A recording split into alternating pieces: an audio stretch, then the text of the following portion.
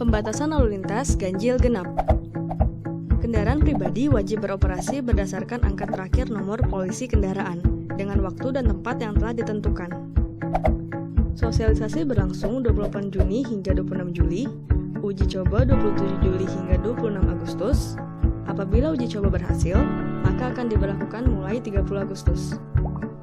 Peraturan ini berlaku untuk hari Senin hingga Jumat, pagi pukul 7 hingga 10, dan sore pukul 16 hingga 20. Jika plat nomor kendaraan Anda berakhir ganjil, maka diperbolehkan di tanggal ganjil. Begitupun untuk yang genap.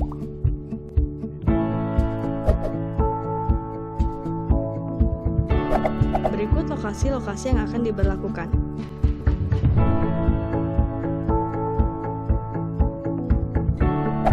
Adapun pengecualian untuk beberapa kendaraan yang tidak diberlakukannya ganjil genap.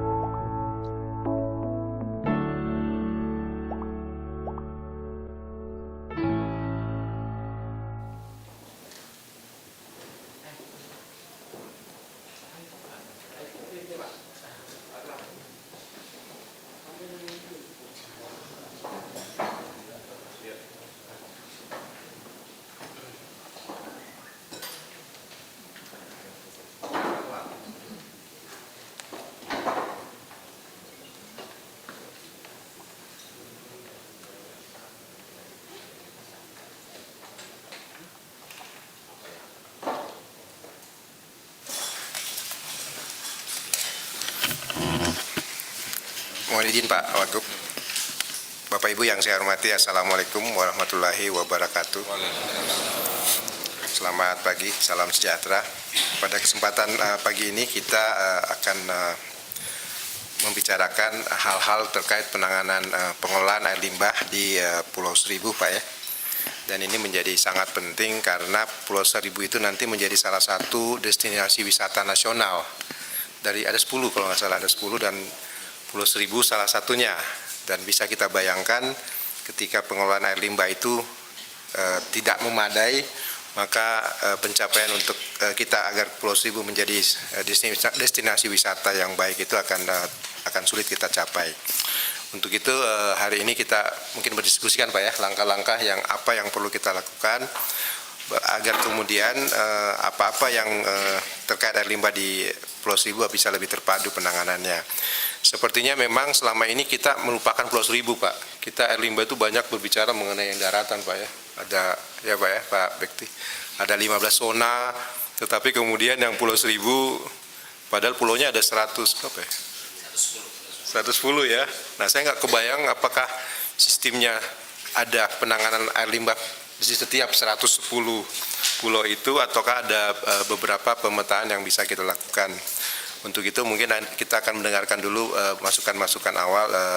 Saya persilakan mungkin Pak Wagub pada mungkin arahan dari kita. Pak. Silakan Pak. Assalamualaikum warahmatullahi wabarakatuh.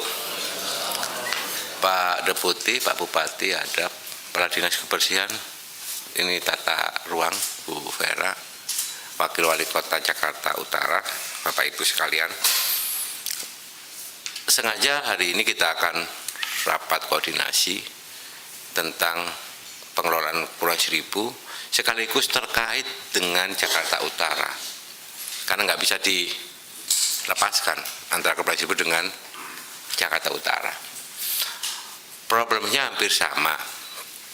Yang pertama adalah tentang pengolahan limbah, dan yang kedua tata ruang Pak Uswar. Makanya Pak Uswar kami minta, saya tugaskan untuk bisa mengkoordinasikan sehingga kita bisa membuat perencanaan dari sisi pemanfaatan tata ruang yang terkait antara kawasan Jakarta Utara, terutama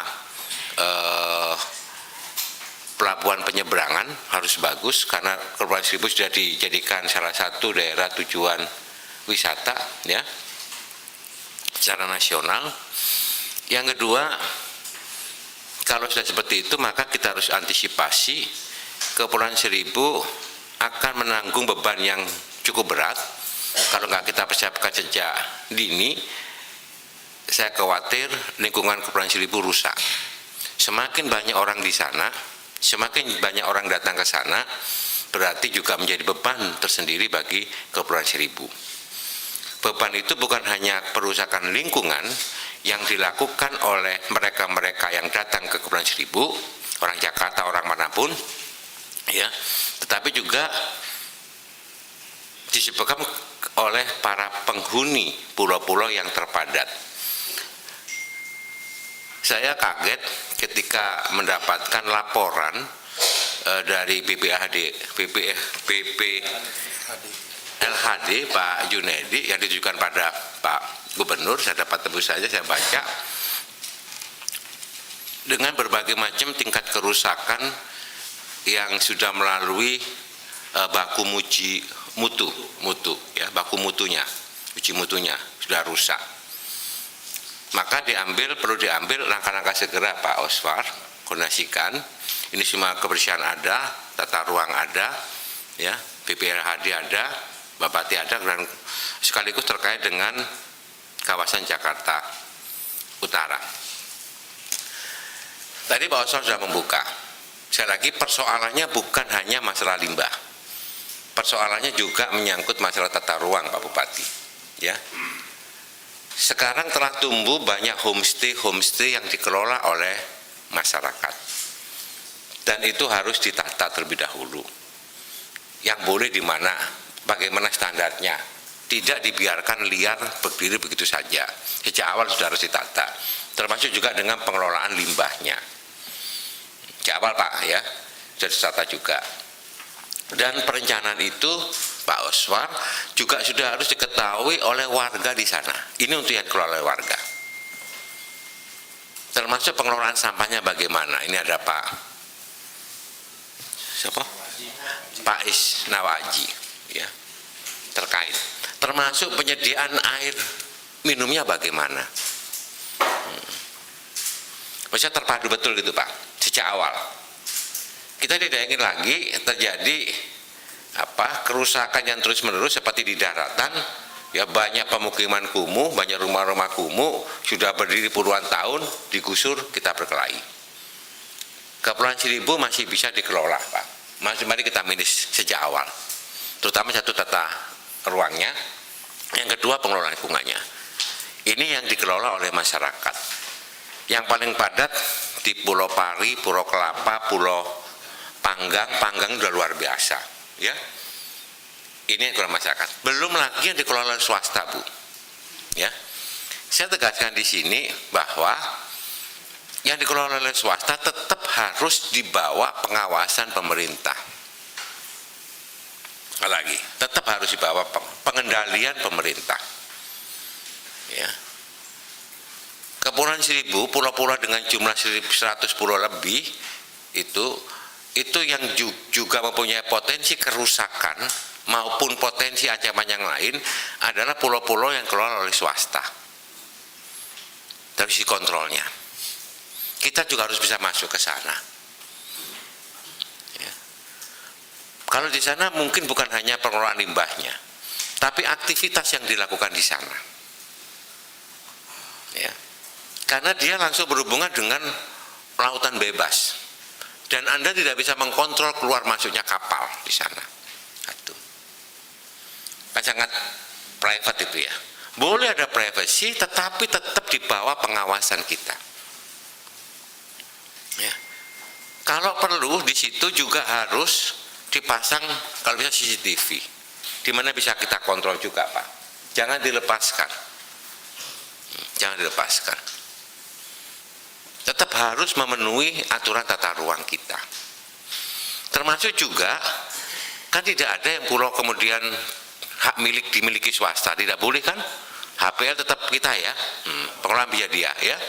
Nah, oleh sebab itu karena itunya kita jangan sampai nanti disalahgunakan dan tetap membuka ruang untuk akses masyarakat. Ya, akses masyarakat. Ya, bagi mereka masyarakat di sekitar situ yang membutuhkan misalkan lapangan pekerjaan. Berapa pulau yang Pak Bupati yang sekarang dikelola oleh swasta? 9 pulau. Yang resort. Ada 9 pulau. Ada berapa lagi pulau yang nanti akan dikelola oleh swasta? kita juga harus merencanakan mana saja yang bisa, mana yang tidak. Ya. Mana bisa, mana tidak. Kita tidak ingin, ini ibu kota negara, kita tidak ingin pulau-pulau seperti itu kemudian disalahgunakan untuk beberapa keperluan, kepentingan yang tidak sesuai dan mengancam Jakarta. Misalnya jadi money laundry, jadi tempat transitnya narkoba. Ya. Bisa juga nanti kalau ada apa-apa bisa masuknya senjata gelap, obat terlarang. Saya beritahu, ya, khusus tentang narkoba ini, makanya perlu dianu ya. Mereka mungkin tidak masuk ke sana, tetapi dia menjatuhkan itu ke dasar laut. Kayak orang Madura yang waktu di jembatan Suramadu itu loh, kalau mau nyuri besi gitu ya, jembatan itu ditenggelamkan, tok gitu kan, nanti ada yang nyelam, ngambil itu. Nah, kan bisa diketahui dengan koordinat di mana dia harus menyelam, diving, ya. Hal seperti ini, jadi ketawa-ketawa dia, ketawa, ya toh betul nggak? Satpol tahu dia, terjun di situ masuklah mereka, apapun itu. Nah, salah satu benteng kita, pagar kita yang di laut itu Kepulauan Seribu dan pesisir pantai utara Jakarta. Ini Pak Aswan. Betapa pentingnya koordinasi seperti ini dan kita harus serius. Ini bukan main-main ini. Itu yang kedua. Yang ketiga, Pak Aswan saya minta nanti saya akan rapat juga di Kemenko ya untuk antisipasi banjir sebentar lagi. Terus dibahas betul di sini. Perencanaan kita itu harus bisa menjangkau 10-15 tahun ke depan, Bu. Mau jadikan seperti apa? Ya. Mulai sekarang, termasuk pengelolaan limbahnya, lingkungannya, mau apa? Ya. Sampai 10 tahun ke depan, ya. 15 tahun ke depan. Ada blueprint yang secara berkelanjutan tetap kita tangani dari tahun ke tahun sehingga pada saat Anda mengajukan anggaran sudah punya gambaran. Bukan di awang-awang. Sekarang kan di awang-awang, bangun tidur langsung ngajukan. Nanti nggak cocok, nggak bisa, coret. Kan gitu ya. Enak aja aku begitu kan. Nggak cocok, nggak dilaksanakan, coret. Kan gitu ya. Nggak terserap, tidak boleh. Tidak boleh seperti itu. Sudah harus ada perencanaan sejak awal. Ya. Baik itu pengelolaan lingkungan, Pak Junedi, Bapak ini BPHD itu bukan pengamat. Anda itu pelaku. Ya, bukan kayak lembaga penelitian. Ya, meneliti habis itu dibiarin aja. Dengan cara seperti ini meneliti, kita lihat hasilnya seperti ini Pak, hasil G-Lab semuanya ya. Terus itu dibiarkan saja. Kan tidak. Kan harus ada penanganan. Bukan lembaga penelitian Pak ini Pak. Anda itu eksekutor. Kita itu eksekutif ya, yang melaksanakan. Begitu ada seperti ini, apa tidak lanjutnya? Begitu ada kerusakan lingkungan, apa tindak lanjutnya? Solusinya. Begitu tumbuh liar homestay, apa tindak lanjutnya untuk antisipasi mencegah itu? Ya. Sekali. Begitu ada sampah menumpuk dan sebagainya tidak bisa dilakukan secara parsial Pak Isnawa. Bagaimana penanganannya secara permanen di sana? Ya.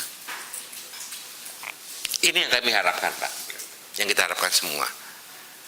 Sehingga Anda kalau ada apapun juga bisa mempresentasikan, menggambarkan ya hubungan sinergi antara Jakarta Utara yang tempat penyeberangannya masih jelek. Kami dikomplain Pak Wahyu, Pak Yani ya, dikomplain oleh Kementerian Perhubungan karena terminal di Jakarta Utara di mana itu? Muara Angke, jelek banget Mas ya. Aksesnya ke Operasi Muara Angke ya, jelek banget gitu. Nah, kan mesti lewat situ. Kalau nggak gitu lewat Ancol, Pantai Marina ya. Benahi dong, malu dong. Benahi ya. Jadi sejak awal kita bisa mengetahui, mempresentasikan seperti ini nanti Kepulauan Seribu 10 tahun ke depan. Penyeberangan seperti ini, pengelolaan limbahnya seperti ini, pengelolaan sampahnya seperti ini, penataan homestay-nya seperti ini. Pulau-pulau yang bisa dikunjungi seperti ini, pulau-pulau yang masuk konservasi yang tidak boleh ada bangunan satupun dikelola oleh warga seperti ini. Pulau yang diserahkan kepada Angkatan Laut, yang dikelola Angkatan Laut seperti sini. Ya kan itu kan garis pertahanan kita, Pak. Pulau apa? Pulau Damar ya? Pulau Damar diberikan pada Angkatan Laut ya?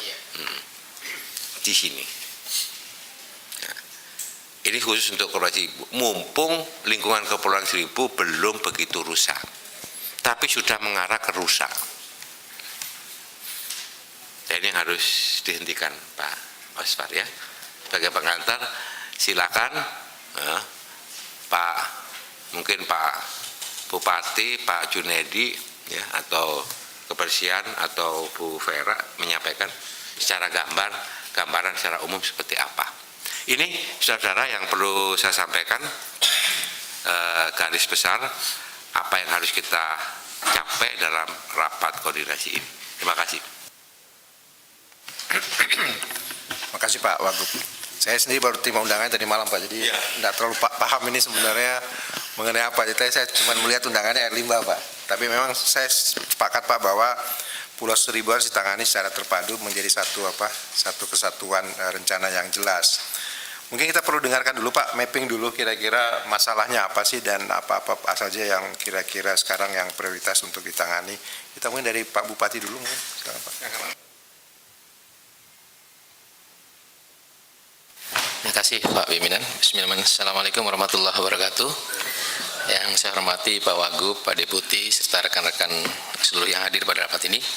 Saya ingin sampaikan pertama memang sumber masalahnya benar kalau disampaikan Pak Deputi, mungkin baru 3-4 tahun terakhir ini Pulau Seribu menjadikan perhatian untuk kita benahi bersama, dan itu harus secara sinergi Pak. Kalau konteksnya dalam kaitan dengan limbah, ini banyak hal yang bisa dibedah. Pertama, problemnya adalah di Pulau Seribu belum ada blueprint, belum ada grand design bagaimana Pulau Seribu mau diarahkan kemana Pak. Kalau kaitan pariwisata, alhamdulillah dengan tetapkannya KSPN, kita masih ada punya guidance yang saat ini sedang kami bahas di Biro Pak, di Biro Perekonomian yang melibatkan seluruh stakeholder terkait, mulai dari perhubungan, kemudian mulai dari kelautan dan seluruh pariwisata yang terkait. Saya mendorong karena sebenarnya konteks dalam kaitan dan blueprintnya pembangunan itu harusnya di Bapeda. Ini sudah lama sekali. Begitu saya masuk di 2015 awal, saya sudah tanyakan, terus saya sudah minta, tetapi mohon maaf, mungkin ini memang belum terwujud. Ini yang harus jadi PR bersama. Kesimpulan kami, kalau kajian tentang Pulau Seribu udah banyak sekali Pak. Mungkin kalau ditumpukin bisa dari bawah sampai lantai atas ini bisa ada gitu. Tinggal adalah mungkin itikat bersama untuk menjadikan semua kajian yang sudah ada di pulau itu menjadi sebuah grand design. Dan ini kami sudah bicarakan kemarin Pak, bahkan termasuk dengan BUMD pariwisata kita. Saya sudah rapatkan kemarin juga dengan Biro Perekonomian dan beberapa stakeholder termasuk BUMD, bahwa pembangunan Pulau Seribu harus ada percepatan dan ini butuh sinergi. Dan alhamdulillah dari Deputi waktu itu Pak, kami juga sudah rapat di Deputi pada saat itu untuk mensinergikan beberapa problem permasalahan yang ada di Pulau Seribu. Kami ingin menyampaikan pertama terkait dengan limbah. Hari ini atau di 2016, alhamdulillah dari Dinas Tata Air ya, Sudin PU kami Pak, ada Pak Mustajab, ada progres yang cukup menggembirakan, yaitu kita mulai menata IPAL kita yang ada di Pulau Panggang, Pulau Tidung. Harapannya adalah, mungkin kebetulan pernah diskusi dengan Pak Wagub, kita ingin ada sentralistik pengelolaan IPAL Pak, limbah rumah tangga. Sehingga sambungan rumah tangga, semua yang limbah rumah tangga masuk dalam satu kotak pengelolaan kita, di IPAL kita, sehingga ke lautnya sudah bersih. Ini sedang terus digagas, terus dikerjakan, bahkan Pak di 2016 ini, untuk di Pulau Panggang dan Pulau Tidung. Pulau Kelapa II ada CSR juga. Sehingga kalau ada CSR yang kami dorong adalah kaitan dengan IPAL, karena memang cukup besar. Kedua, dari teman-teman juga sudah mencoba menguji coba pengelolaan IPAL yang sederhana, tradisional, tetapi kemudian ini juga memberikan dampak dan manfaat. Yang terakhir saya juga ingin sampaikan Bapak, kalau terkait dengan permasalahan Pulau Seribu, memang terkait dengan tata ruang juga setahu saya pada saat pembahasan tata ruang Pulau Seribu agak sedikit terlupakan. Sebagai contoh, bicara Pulau Macan, itu sebenarnya sampai sekarang zonanya adalah zona hijau. Tetapi padahal existingnya sudah puluhan tahun dipakai buat resort, Pak. Nah, kami sudah kasih waktu itu sudah diskusi sampaikan beberapa dengan Pak Asdep. Salah satunya adalah masalah juga GSP, garis badan pantai. Kalau GSP kami 10 meter sampai 20 meter itu pulau habis, Pak, yang di pinggir itu masyarakat itu nggak bisa pakai. Tinggal di tengah doang. Nah, kami juga mohon ini dievaluasi. Apakah GSP di pulau, karena kami sudah diskusikan, ada di beberapa negara bahwa GSP itu bisa aja 0%, bisa 10%, tergantung kondisinya. Nah, ini yang menurut saya juga perlu dikaji. Kemudian satu lagi problem regulasi adalah pemanfaatan ruang perairan laut. Kalau Pak Gubernur seringkali menyampaikan bagaimana Pulau Seribu menjadi seperti Maldives, itu ada yang dimanfaatkan adalah ruang perairan lautnya. Contoh Pulau Putri sudah minta izin untuk membangun resort di atas air. Problemnya adalah kita bingung, PTSP begitu didorong bingung mengeluarkan izin apa, Pak. Semua perizinan ada di PTSP. Nanya saya, Pak Bupati, ini izinnya apa yang dikeluarkan? Karena perda zonasi itu kan saat ini agak stuck, Pak. Sebenarnya itu sudah kita tampung di perda zonasi dengan Dinas Kelautan, kami sudah diskusikan. Saya minta dimasukkan satu pasal apa bentuk perizinan yang bisa dikeluarkan. Karena ini terkait juga dengan retribusi atau pajak yang akan masuk kepada daerah. Ini juga menjadi sebuah kendala yang harus didiskusikan, harus dirumuskan gitu. Kemudian terkait dengan limbah, menurut saya tidak hanya limbah rumah tangga yang harus diperhatikan. Ada 2 kasus besar yang waktu itu saya tangkap langsung di laut, masalah limbah yang sampai sini saya tidak tahu eksekusi seperti apa. Pada saat itu ada di limbah penjaliran. Di penjaliran saya tangkap pada saat itu bahkan sudah sampai di kementerian, Pak. Minyak, Pak. Itu luar biasa besarnya, dan itu saya sudah sampaikan. Saya tidak tahu sampai saat ini seperti apa. Yang kedua, mungkin Pak Wagub masih ingat ketika kunjungan Presiden mau datang, ada limbah yang luar biasa besar, yang itu menurut saya juga harus ditangani dan diseriuskan. Sehingga sebenarnya dampak limbah itu lebih besar daripada dampak limbah rumah tangga. Nah, menurut saya ini juga menjadi perhatian kita bersama. Benar bahwa mengelola laut tidak mudah. Kemudian satu lagi, PR yang kaitan dengan limbah adalah 13 aliran sungai masih ke Pulau Seribu. Apakah tidak perlu kita membangun sebuah pengolahan limbah di bibir atau sebelum masuk ke Pulau Seribu? Menurut saya ini jadi pemikiran yang harus, karena wilayah untung Jawa dari Ancol terus sekali. Itu yang kami tidak bisa hambat. Kemarin kami dari Sebira dengan Bank Indonesia, Pak Wagub, kami sampaikan, kaitannya juga kami ingin Pulau Sebira adalah pulau yang paling terluar, yang berbatasan dengan Lampung dan Bangka Belitung kita. Kami ingin mengelola itu juga menjadi pulau wisata yang menurut saya juga etnik Bugis. Nah, di situ juga belum ada pengolahan limbah. Dari zaman dulu sampai saat ini pengelolaan ikan asin tradisional sekali, sehingga limbah habis rendaman air ikan dibuangnya ke tanah. Dan ini menurut saya juga sudah pada titik yang harus serius untuk dibenahi, sehingga lingkungan kita, karena kualitas airnya masih baik, sehingga kualitas air dan lingkungan akan jauh lebih baik. Hal lain juga yang ingin saya sampaikan dalam kesempatan ini, ada kajian bahwa Pulau Seribu itu akan mampu ditampung hanya sampai 100.000 jiwa, Pak. Saat ini penduduk kami 24.000.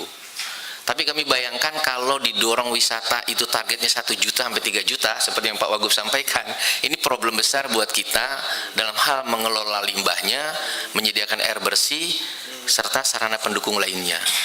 Nah, menurut hemat saya tepat sekali kalau kita harus duduk bareng, dan alhamdulillah kami sudah terus, Pak, menggagas ini jalan terus dengan Biro Perekonomian, dengan BUMD, bahkan dengan kementerian. Kami sudah dapat telepon juga bahwa dari Ibu Ella dari Kementerian Hubungan Laut, bahwa beliau sudah dapat perintah dari RI 1 untuk support pembangunan infrastrukturnya di Pulau Seribu. Kami sudah diskusikan, nanti tinggal ketemu khusus kaitan dengan dermaga. Untuk Jakarta Sindo kita, saya sampaikan Anda bisa masuk terkait dengan pengelolaan pemanfaatan kafe-kafe yang harus dibangun di dermaga atau di pelabuhan masuk dan keluarnya Pulau Seribu, Pak. Karena beliau juga ada perintah dari Pak Gubernur bagaimana mengembangkan wisata di pulau. Saya bilang dia tidak hanya ngurusin hotel, tapi kalau wisata lebih luas. Anda bisa masuk diawali dengan misalkan pemanfaatan lahan yang ada di perhubungan punya di dermaga masuk dan keluar. Saya bilang benchmarknya sederhana seperti Batam saja, sehingga kita punya kafe, punya hal-hal yang menarik sehingga orang nyaman masuknya. Yang terakhir, terima kasih sekali lagi, Pak, bahwa memang letak strategis Pulau Seribu tidak hanya untuk wisata, tetapi dari sisi keamanan itu juga penting menjadikan perhatian, karena benar bahwa pengembangan Pulau Seribu ini titik narkoba sudah mulai agak meningkat. Kami selalu operasi Sabtu Minggu dan selalu ketangkap. Dan kami sudah bentuk Timpora, Pak. Timpora dengan imigrasi, dengan kepolisian, dengan Satpol dan kita sudah ada, sudah bentuk. Dan tinggal kami ingin bentuk juga ada perintah dari kementerian kaitannya dengan Pokja Bela Negara. Salah satu tugas mereka adalah bicaranya masalah terkait dengan narkoba, kemudian terkait dengan masalah teroris. Nah, ini kami juga sedang gagas dan ini juga terus akan bergulir. Sementara itu yang bisa kami sampaikan, Pak. Terima kasih. Wabillahi taufiq wal hidayah. Assalamualaikum warahmatullahi wabarakatuh. Waalaikumsalam. Makasih Pak Bupati. Jadi intinya mulai sekarang kita harus lebih fokus juga ke Pulau Seribu, Pak ya. Kata orang sih Pulau Seribu itu masa depannya Jakarta sebenarnya, tetapi kita agak lupa gitu. Yang menarik adalah mungkin yang perlu jadi isu kita adalah daya dukung dan daya tampung daripada Pulau Seribu. Ada contoh Pak Wagub, waktu kalau di Maldives itu pulau itu dibatasin setiap tahun hanya boleh menerima berapa maksimal wisatawan. Jadi di luar itu mereka harus ngantri 2-3 tahun sebelum masuk. Kalau enggak nanti namanya pulau kecil itu seberapa kuat sih dia menerima orang ya Pak ya, setiap minggu, setiap bulan, dan sehingga mungkin itu yang harus kita perhatikan adalah daya dukung dan daya tampung. Dan tadi ada dari Pak Bupati juga yang menarik, kita memang harus menyusun grand design Pulau Seribu gitu. Tidak hanya dalam konteks tata ruang lingkungan hidup, tetapi keseluruhannya Pak. Karena mungkin sekarang masih fokus ke pariwisata aja ya. Dan mungkin diikuti dengan roadmap dan action plan dari masing-masing SKPD. Ada Pak, saya akan meninggalkan, nanti tolong dipimpin sama Pak Bupati nanti ya. Begini, Pak Bupati, saudara sekalian, ini Kepulauan Seribu memang sengaja dibiarkan untuk berkembang liar, ya. Sengaja tidak ditata dan tidak direncanakan dengan baik, sehingga perkembangannya itu tidak tampak seperti apa, mau kayak apa. Sudah banyak ada padanya.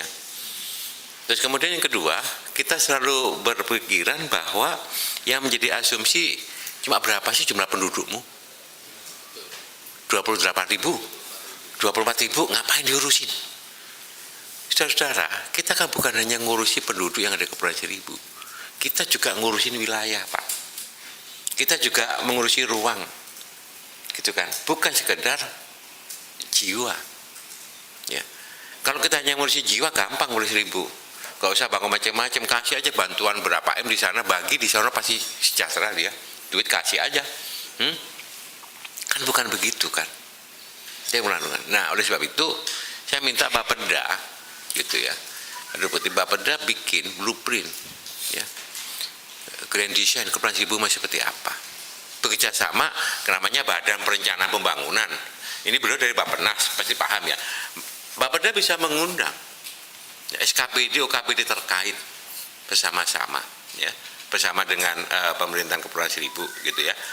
Mau seperti apa sih? Tadi misalkan daerah tujuan wisata, yes. Pulau mana yang sangat spesifik sehingga orang tidak menjadi pariwisata massal, Pak? Semuanya boleh masuk ke situ, tapi terbatas. Mana yang kita lindungi? Semakin dia terbatas, semakin menarik. Orang nanti akan berbondong-bondong daftar nih. Harus bagus betul. Seperti di Maldives, di Seychelles, kan gitu kan ya. Ada beberapa pulau yang betul-betul kita jaga. Misalnya pulau yang kita gunakan untuk pelestarian penyu, apa namanya itu? Ya, penangkaran penyu, penangkaran tempatnya elang bondol, penangkaran tempatnya mangrove di situ,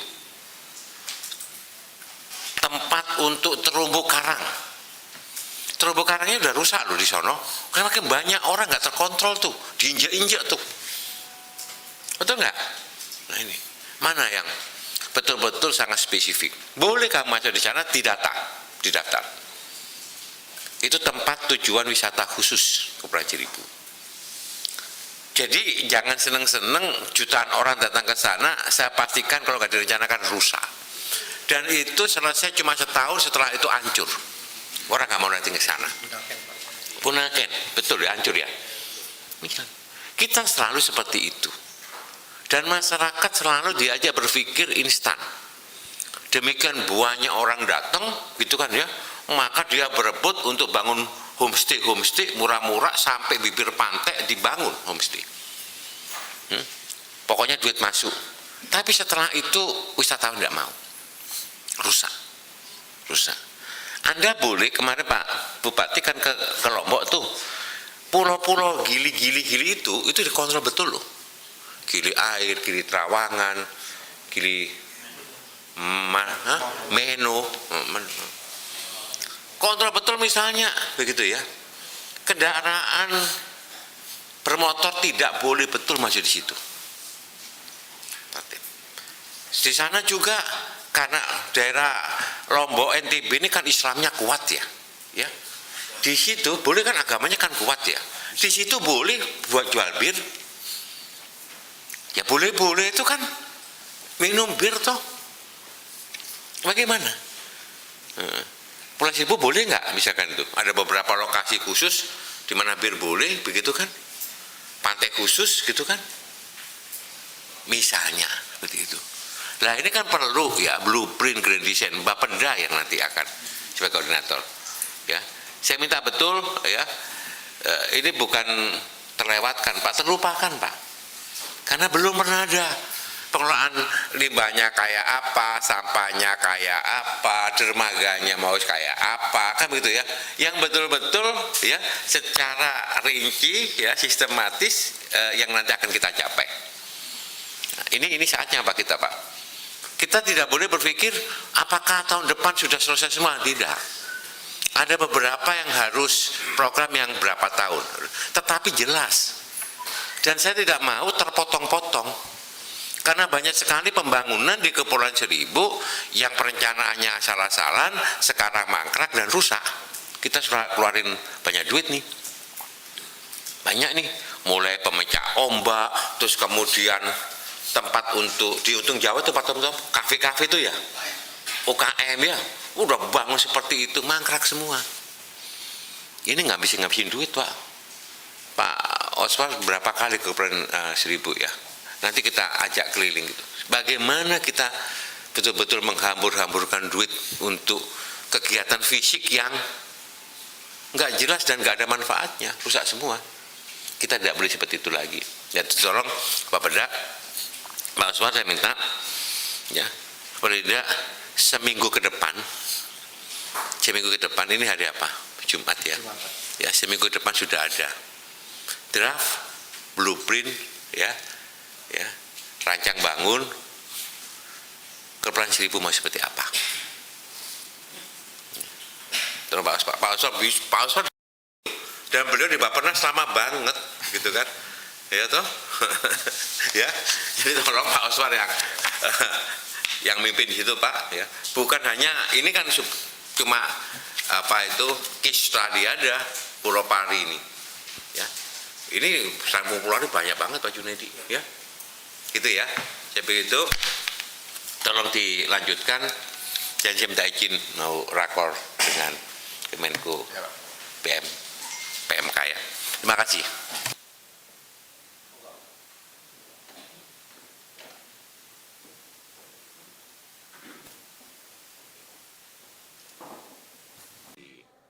Ya, bangun tidur mimpi apa?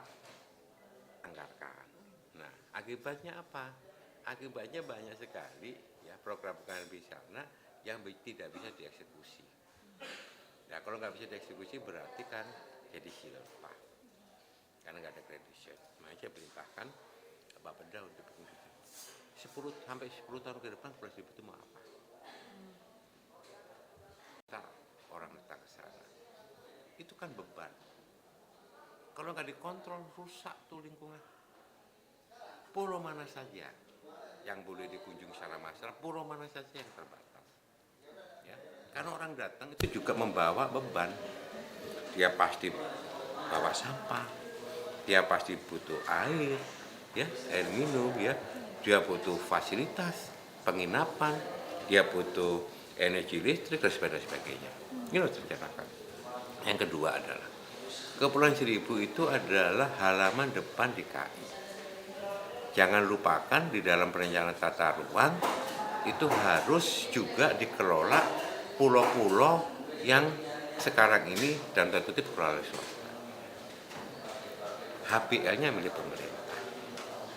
Kita tidak ingin kemudian pulau swasta kita tidak bisa masuk. Tetap harus pengawasannya dari boleh-boleh.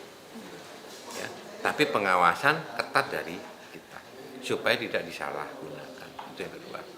Yang ketiga, karena ini halaman terdepan, maka ini pintu masuk untuk narkoba.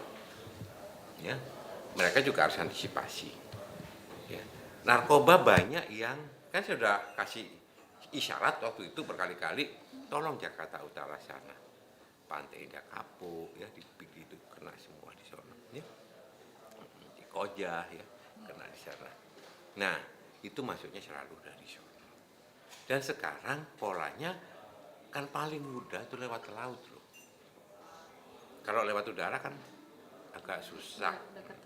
Lewat laut itu bisa, itu gunakan lewat kapal-kapal masuk, bisa juga dicemplungin di laut. Koordinasi sekian, nah masuklah dia di situ nyelam, diving. Malam-malam kan boleh diving, ambil itu. Siapa yang kontrol? Ini halaman depan kita. Jadi pengamanan terhadap hal seperti itu ya. Nah, ini yang perlu ada Grand. Saya minta draft Grand itu seminggu selesai. Sampai 10 tahun apa. Saya tekankan bahwa kalau kita ngelola Kepulauan Seribu itu jangan hanya lihat berapa jiwa yang tinggal di situ. 24.000 kan cumaan kecil itu. Tetapi persoalannya kan bukan jiwanya, tapi juga kita ngurusin wilayahnya. Ya, ngurusin wilayahnya, menata wilayahnya, menata lingkungannya. Makanya Pajaya ada, Pamjaya ada di sini ya, menata lingkungannya. Jadi jangan hanya lihat orangnya. Ya. Ada 100 lebih pulau di situ. Ya.